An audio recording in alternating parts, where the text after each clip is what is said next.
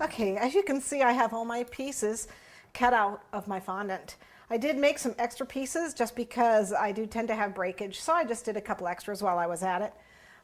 As you can see, you have the instructions here on how to put this together. And I've actually done this a couple times because I did it obviously with my son when he was doing it with wood, and then watched him when he did it out of sugar.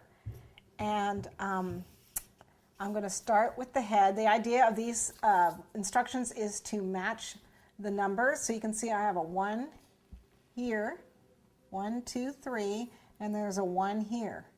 There's a 3 there and a 2 there. So I know that these 3 pieces are going to go into here. So if you look at just the foam puzzle, you can see that I'm going to match 1 to 1, like they've done there. And then this is number 2, and that's number 2. And then this is number 3. Oops. And that's number 3.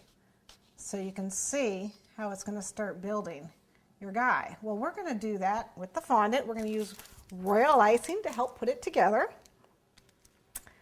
So I'm going to put some icing in here, and I'm going to slide it into his head. Okay, and then some more icing.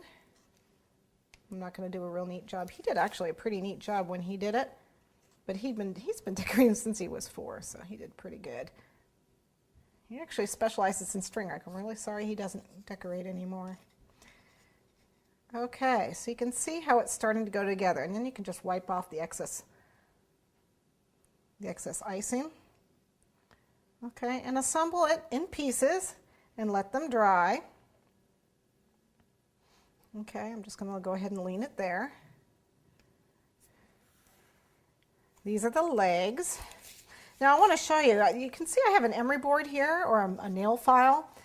There's a reason for that. When I didn't cut the pieces real great. I had a few issues, and so you can actually use this to sand very carefully. If you need to sand a piece a little bit wider, if it doesn't fit in like it needs to fit in, it won't go. You can actually sand extra little pieces off. Just be very careful when you do it, because you can break them. I like to go with the grain, and it's also takes care of the little rough edges that I had when I originally cut. Believe it or not, my son did that too, so he didn't have too much of a problem. He didn't cut great. He was only 9.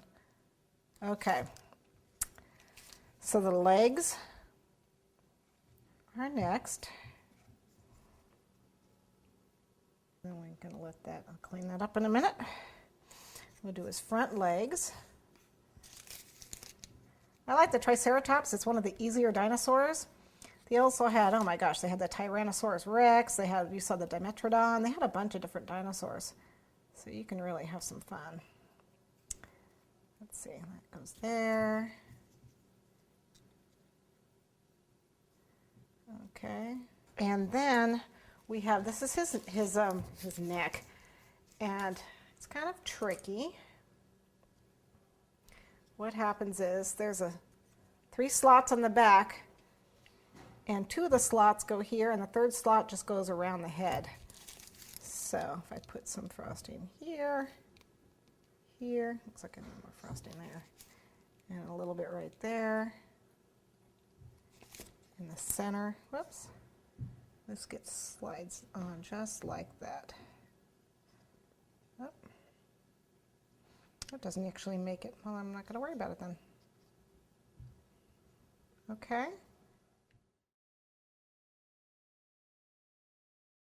At this point, I'm going to let these dry a little bit.